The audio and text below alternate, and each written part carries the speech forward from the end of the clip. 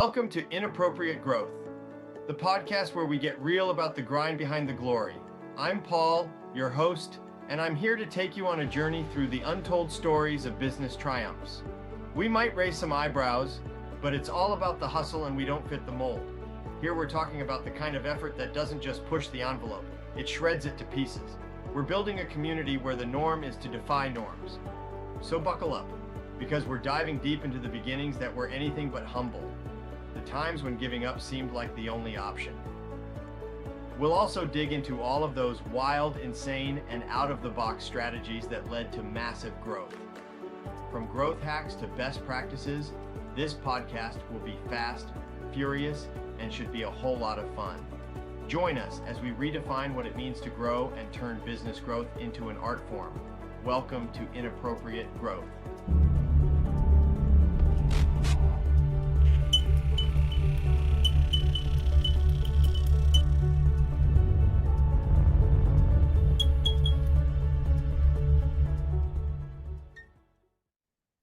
We've got another episode of Inappropriate Growth, and we have another good one. Today, I have the pleasure of welcoming Miss Harmony Woodington. I will admit that this interview shocked me, blew me away. Harmony and I only met recently, and we've never really actually spoken live prior to this interview. You'll see what I mean. She's a force. This woman is a direct descendant of Helen of Troy, a legit goddess, and she spits fire and approaches everything she does with an uncommonly fierce certainty. She's not just an executive coach and a best-selling author. She's a highly sought-after hypnotist and a professional expansion specialist. She's dedicated over a decade to helping individuals and organizations unlock their full potential. She guides her clients through a journey of self-discovery and emotional mastery. Her mission to create a ripple effect of love and leadership will transform the corporate environment from the inside out. In this episode, we'll explore Harmony's own transformative journey, her innovative approach to personal growth, and how she's helping professionals around the world conquer their emotions, update their mental operating systems, and step into their true power. Brace yourself as we uncover the secrets to becoming an unstoppable force with Harmony Woodington. You're going to love this. Ready? Yeah. Is the bird ready? Oh yeah, he's snuggled in. He's good. All right, welcome to another episode of Inappropriate Growth. This, I believe, is season 1, episode 4. And I'm very excited to have Miss Harmony Woodington. Am I saying it right? Yeah. Okay, good. Harmony, why don't you let everybody know where you're at and what you do? So where I'm at, which is where I've been my whole life, is Vancouver, BC, Canada. I grew up here. It's one of the most beautiful places in the world to be, as far as I'm concerned, because we've got the ocean and the mountains and everything here, and desert isn't far away if we want it as well. And I am an executive coach. I work with professionals and entrepreneurs. And one of the things that makes me very unique is the fact that my foundational work is actually in clinical hypnotherapy and energy work. So what I specialize in is helping you to create a harmonious relationship with your mind and body and learning how to work with it. One of the most important things that we need to keep in mind is that when we have our health, we wish for everything. But when we lose our health, we wish for one thing.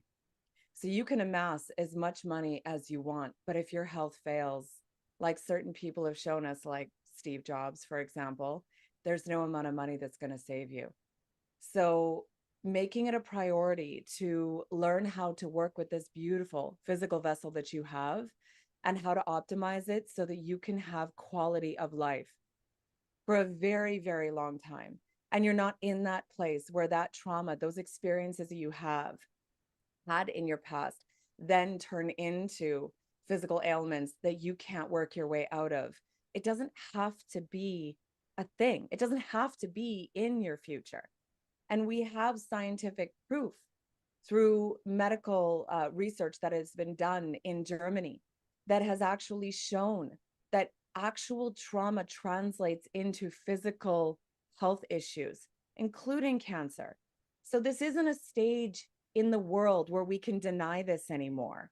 So making it a priority to honor and to create a relationship with yourself first, and then to allow for that beautiful internal ecosystem that you developed to then translate into a beautiful external ecosystem is the right way to go about it. In this world, we focus on creating an external ecosystem, neglecting the internal. And it's a matter of time before the internal ruins the external, or it becomes an afterthought. So in all reality, that is what the energy integration system, the program that I've spent a decade developing with proof of concept, because it was developed as I was working with clients, giving them resolution over the last decade, does. It teaches you how to understand your body and how it functions and how to work with it to optimize it, how your beautiful mental operating system functions, and how to update it to meet your current agenda. Does that make sense? It does. It does. And whenever I hear just, I mean, I don't want to oversimplify anything that you said, because obviously it's a lot. But whenever I hear someone say, you got to take care of yourself first, the first thing, the image that pops in my head is, we've all been on an airplane when the flight attendant's explaining, in a case of a cabin pressure, the air masks are going to drop out of the ceiling. I can only imagine how terrifying that must feel. But they always say the same thing. They always say, be sure before you put your child's mask on, put your own mask on. And they explain, because if cabin pressure causes you to lose consciousness, possible the child can't put it on you, but you can revive it. It makes perfect logical sense when they're explaining it. But I always wondered, if I'm on an airplane with my child and the mask drop down, would I be logical and smart and follow instructions and put mine on first? Or would I trust my gut instincts and put it on my child first? Because logically, it makes sense to take care of yourself first. And I believe that personally, financially, professionally. If you take care of yourself first, you can have a bigger impact. But if you neglect yourself, you just really limit not just your own success, but hopefully everyone that's interacting in the world, especially as a coach. Your clients are benefiting from that interaction, right? And the better shape you're in, the more people can benefit from interacting with you. And that's kind of the same. That's where my brain goes every time, but it's always the visual of it's a beautiful analogy. It really is. And it's really important to think about. And, I coach with people that are in all different spectrums, but, some people are up there in age and they've made the multi-millions, and yet the whole time they were neglecting their health. So now they're in a place where, they're overweight, they're dealing with all sorts of health issues, and they've got the millions in the bank and it's not saving them. And it takes me coming in and helping them to understand what it is that they need to do to optimize their health. And I'm going to tell you right now, I'm telling them what the doctors don't tell them. And it's actually the thing that makes a difference. One of my clients in particular was very angry at his doctor because I told him something his doctor didn't. And he turned around and had a conversation with his doctor and wanted to fire the doctor because of it. You know what I mean? So you've got to be willing to focus on what matters first and foremost, because if your health is compromised, if an opportunity shows up, you're not going to have the strength and energy to seize it. If you've got all the money in your bank account and you're not healthy, then you can't travel to enjoy it. What good is that money that you've worked almost your whole life for if you don't have the wherewithal to be able to show up and appreciate it, or to go and enjoy it with your family, your children, your grandchildren, because you don't have the health? And you dreamt of doing that, but now that you're there, you can't do the things that you dreamed of. Health has to come first. You have to come first. And the people that you serve, the people that you love, the people you want to enjoy life with, you do it from a place of abundance, because your energy and your health is overflowing and abundant. Right? 100% agree. Well, I guess backing up a little bit, can you think of a pivotal moment when you realized that, like you said, success is more than financial gain? How did that shape the development of the integration system? Really interesting that you come at it from that perspective. So really, in all reality, the whole reason that my program was born in the first place was because I had a massive existential crisis myself, being raised Mormon, and my father attempted suicide. He tried to end his life and he ended up in the hospital. And there were things that he said when I orchestrated him being put in a facility where he could be watched until we knew that he was good, that ripped me out of the faith that I was raised in. And the person that I was dictated to me by my faith. And so I lost my sense of identity. And in trying to reconcile that and walking the path to reconcile my childhood, my past experiences, my trauma, I wasn't able to get resolution in the allopathic world. And we're talking about counseling, psychology, psychiatry. They were not able to honor the spiritual journey that I needed to go through. And so I ended up having to look outside of the box in order to find that resolution. And I know there's many people that feel that way as well. So I walked this path over like 7 years, playing with different practitioners, discovering things, certifying in things, because when I become passionate about something, I don't just want to learn it, I want to become it. So I'm either going to be an expert or I'm going to know nothing.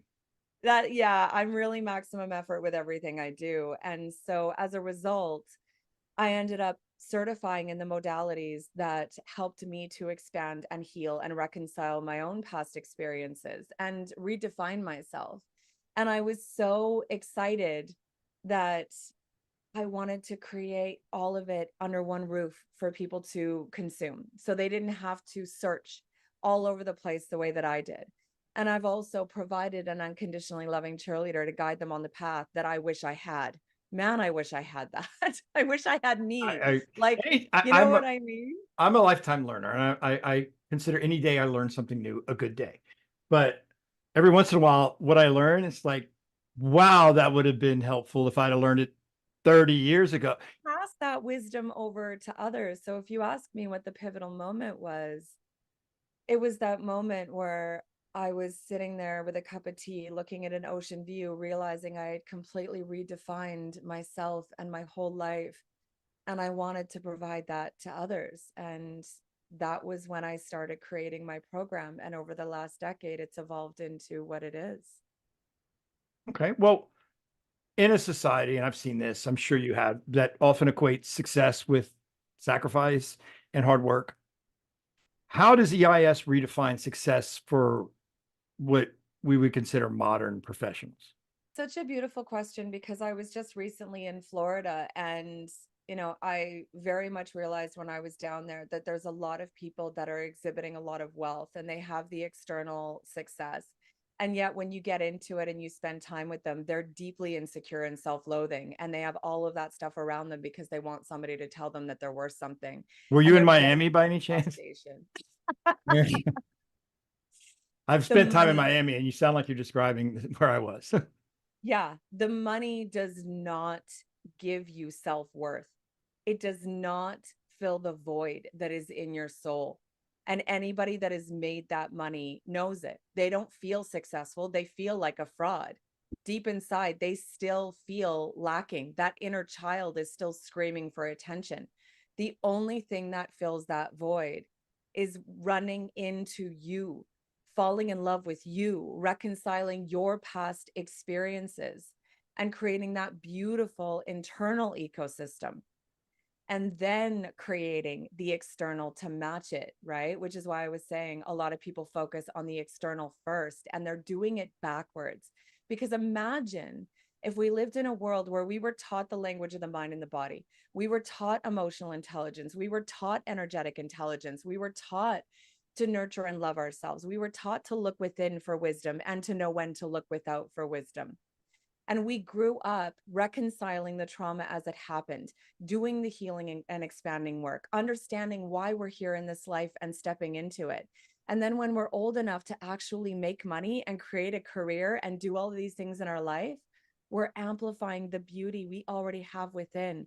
What would this world be? I mean, you can drop the mic on that. You know what I mean?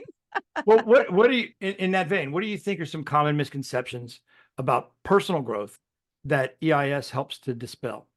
Oh, that's such a beautiful question. Thank you. There's a monster in the closet that you should be afraid of, so don't ever do the work. Is what everybody thinks, right? When we think about the idea of revisiting our past trauma, it's this idea of this monster in a closet that I buried a long time ago. Why would you want me to go anywhere near that? Like, I When you don't say want to monster in a go. closet, I have this irrational fear when I open closets that a bowling ball is going to fall and hit me in the head. I don't even own one. I don't have a bowling ball, but I've seen too many cartoons or comedies where bowling balls must have fallen out of the top shelf of a closet. I'm sorry to interrupt, but No, it's something like that totally pops in my fine. head, it comes out. But that essentially is it is a true belief if you're stepping into the allopathic world to do the work, because they will make you bathe in your past trauma. That is not how I play. What I am concerned about is what the residual lasting effects are. So, what programs were created as a result of the past trauma that you experienced? What energy are you holding on to as a result of that? So, we're looking at what the fallout is and what is currently existing in your internal ecosystem right now that needs to be updated and released so that you can move on and expand. So, the whole concept of a monster in the closet and me making you revisit your pain, that's not a thing. Well, it didn't It's really not. happen. I didn't really have a bowling ball roll out. But that's really important. And a lot of people think that if they sign up to do the work, that there's gonna be massive emotional upheaval and they're gonna have to take a time out from their life. I've heard a lot of people say that. They're like, I just don't have the time and space to like hold space for this because like it's gonna be massive and I'm gonna have to like take a time out from my job or go on leave or something, because a lot of people generally tend to take a mental health break when they actually have a mental breakdown and then they're forced on mental health leave, right? And so that's what they think. There's a nervous I'm in the breakdown. United States. We don't have no concept of that. Yeah, you don't slow down for anything, You right? just say be less crazy and get back to work. Yeah, or be in your crazy but still get to work. Use it as energy. It doesn't usually slow you down until there's a serious health crisis. Like usually, like I had a girlfriend who actually had she was a VP of IT of a multi-million-dollar publicly traded company that she helped grow. And she had a nervous breakdown at work and could not read the words on the computer, couldn't make a sentence. Like her brain just fried. And she ended up in the hospital and was forced to take a time out. And she went back to work like most people, and then it happened again. And then she realized very quickly that if she didn't smarten up, that it was going to get worse. So she ultimately found a replacement and retired with copious amounts of stock, and she hasn't worked ever since. So it worked out well financially. But then she spent the next decade stepping up and doing the healing work for herself. And it was absolutely beautiful. Now, is When this you a think client of about it, yours? yes, Okay. yes. So you don't have to wait until that massive crisis shows up to then do the work when you're in a massive state of emergency and you've been forced to take a time out from your life. A lot of people do. And so that's why they think that there's going to be all this upheaval and they're going to have to take a time out. When you work with me, you get resolution with every session. When you work with me, you get resolution and support to strategize in your career, in your romantic relationship, with your children, with your family, with whatever aspect of your life you need resolution in and to thrive right now. You've got support to do that. So if you've been thrown into a leadership role, like one of my clients, everybody retired above him. And he was like thrown into this leadership role and going, those are clown shoes. I can't fit those. I'm terrified. I'm not, oh my gosh. And so he hired me. And within 6 months, he actually ended up pivoting companies because the company he was working with was unethical, but ended up with a company where he's playing a massive leadership role and has created a beautiful team under him and is doing things that now the people above him are going, what did you do and how do we duplicate that?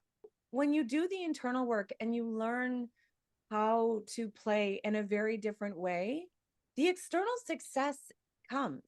Every client that I've ever worked with has created huge success for them. One of my clients was working for 25 years on her own business and never created the amount of success that she created in her new business since working with me.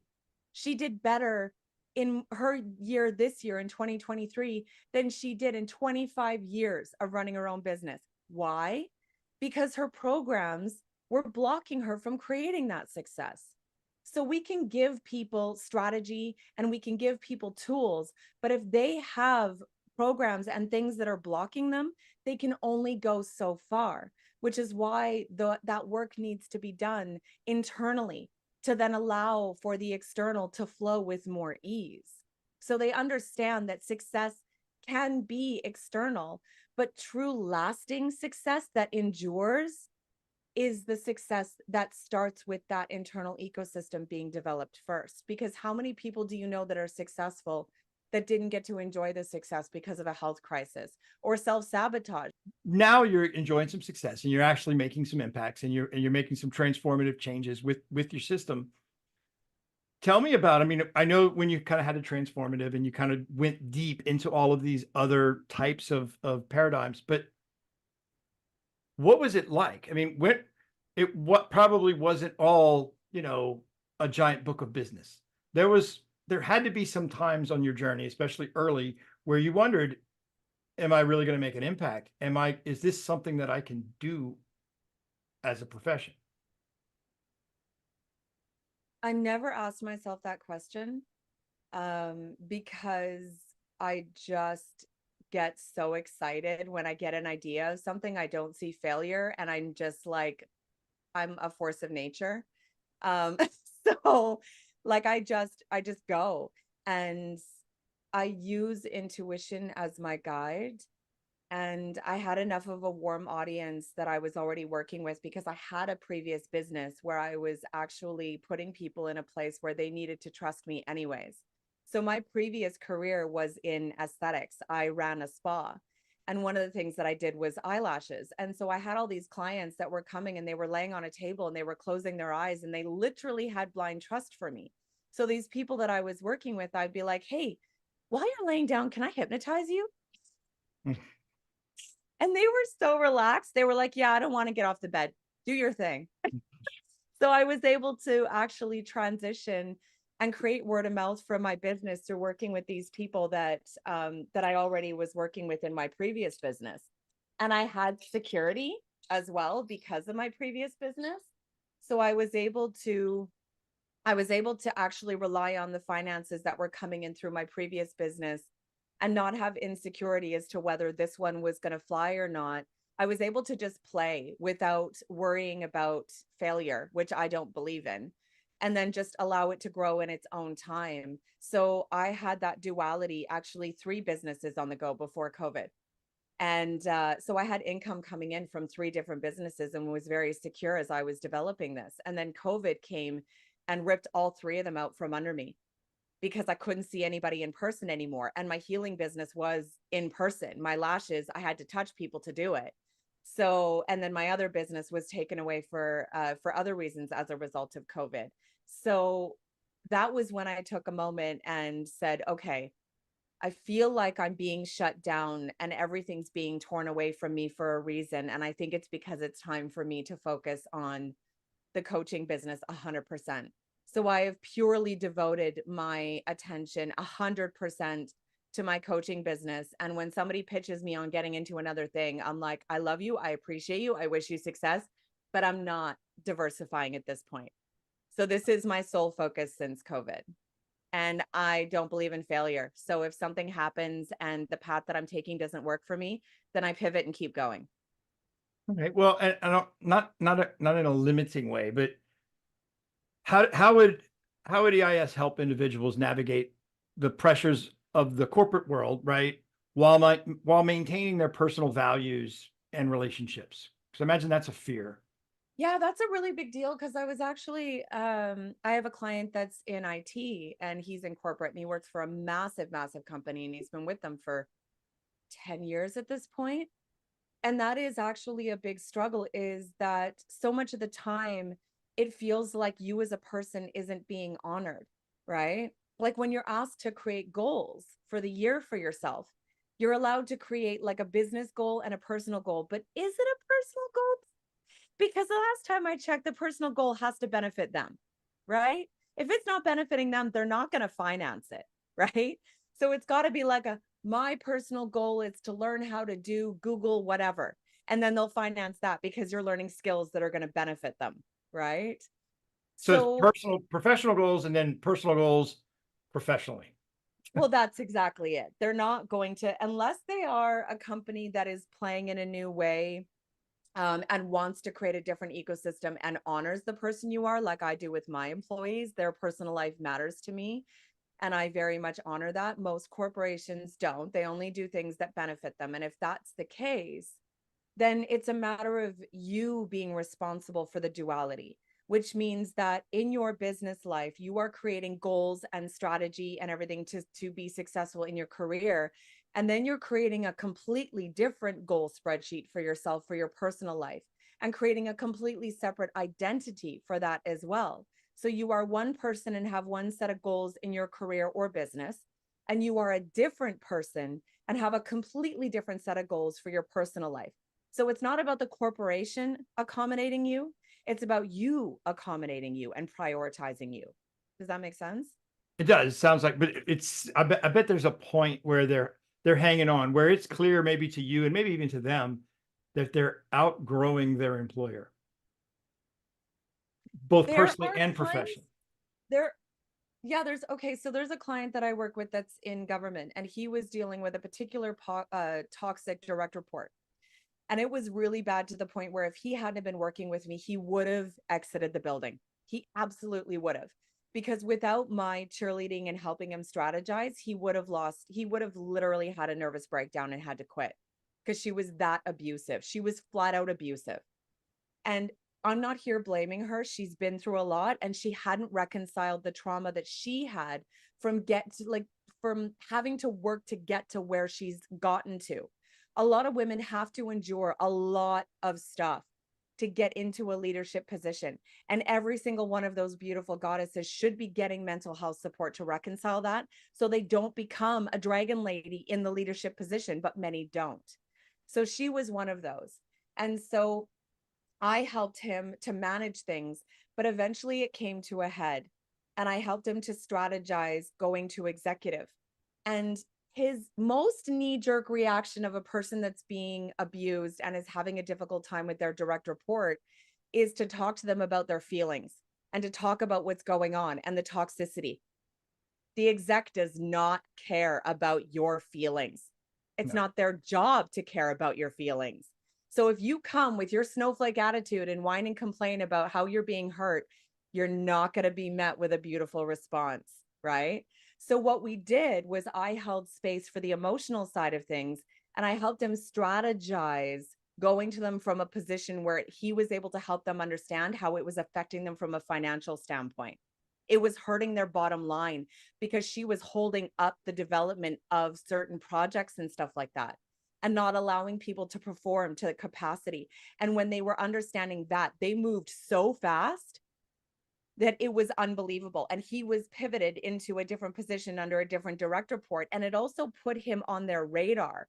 So now they actually understood what an asset he was, and they were utilizing him for everything that he was. And his career has skyrocketed since that happened.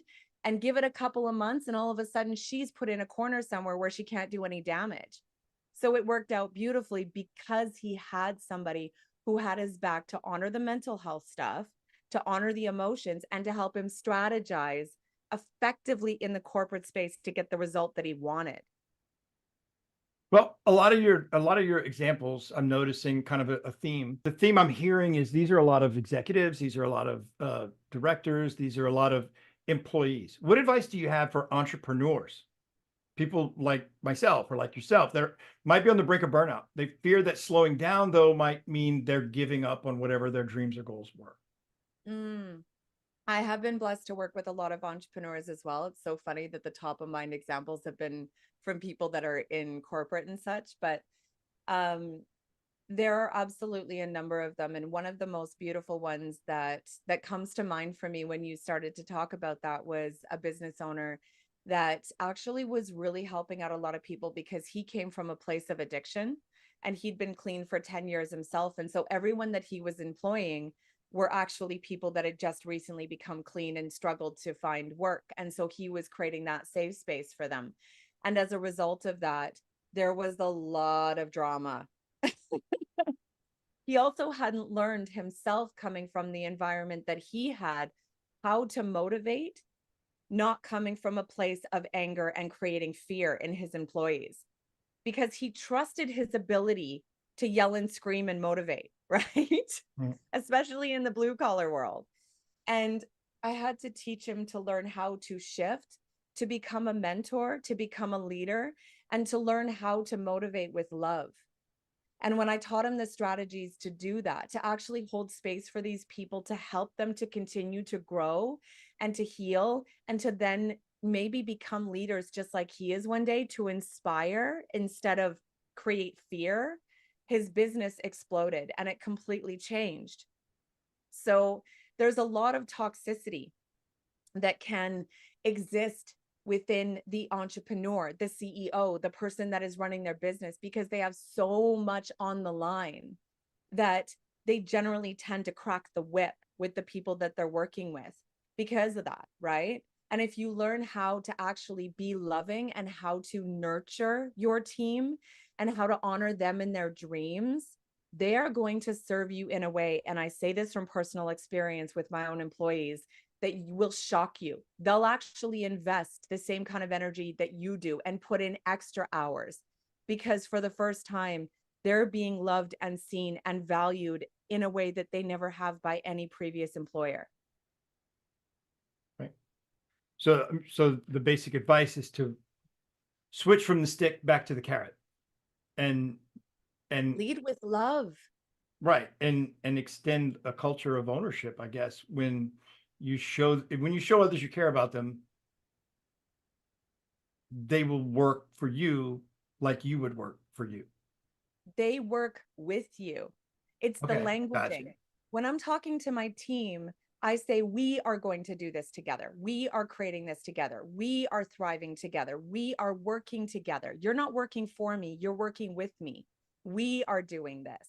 Then they claim ownership, because all of the languaging is about what we are doing. They're not doing it for me so I can thrive. And I get them to create a list of their weaknesses and their strengths and the things they want to learn as well. And from a personal standpoint as well, I want to know what your personal weaknesses are. I was just talking to my team last week, and I was talking about how it's important for them to be confident that I am a good leader and that I can help people if they're going out and promoting me. But if they're not in love with themselves and they're not confident in who they are, they're not able to show up with the capacity that I need them to. I need them to believe in themselves first and believe in the person that they're representing. So next week, I'm going to be doing confidence training with my team. Okay, that's deep. There's a lot to unpack there, but I got it.